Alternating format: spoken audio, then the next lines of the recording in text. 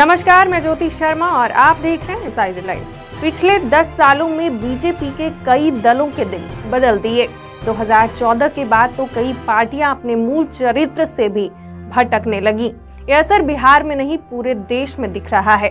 BJP में नरेंद्र मोदी युग के उदय के साथ ही जो खटपट राजनीतिक दलों में मची, उसे कभी क्षेत्रीय पार्टियों पर हमला बताया गया तो कभी समाजवाद पर।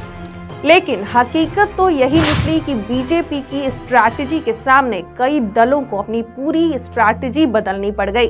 ताजा उदाहरण बिहार में दिखा। जिस बाल ठाकरे ने लालू यादव को लफंदर, ताड़ीपार, कुंठित कहा था, उनके पोते आदित्य ठाकरे के स्वागत में तेजस्वी यादव रेड कारपेट बिछाए हुए हैं। बाल ठाकरे ने बिहारियों को बीमारी भी कहा था।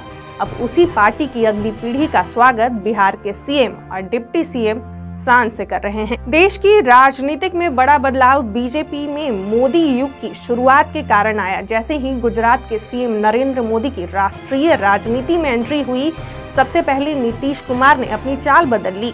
जिस लालू और आरजेडी विरोध का झंडा उठाए नीतीश बिहार में सत्ता तक पहुंचे थे, वो मुद्दा ही नीतीश कुमार ने खत्म कर दिया।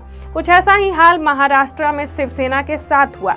शिवसेना महाराष्ट्र में अपना मुख्यमंत्री बनाने की जिद के लिए कांग्रेस के साथ हो गई, जिसे शिवसेना के संस्थापक बाल ठाकरे आजीवन कोसते रहे। बिहार में तो हालात ऐसे बदले हैं कि 20वीं और 21वीं सदी का अंतर साफ दिखने लगा है। 20वीं सदी के आखिरी दशक में लालू यादव के राजनीतिक दुश्मन नीतीश कुमार भी थे और बाल ठाकरे भी।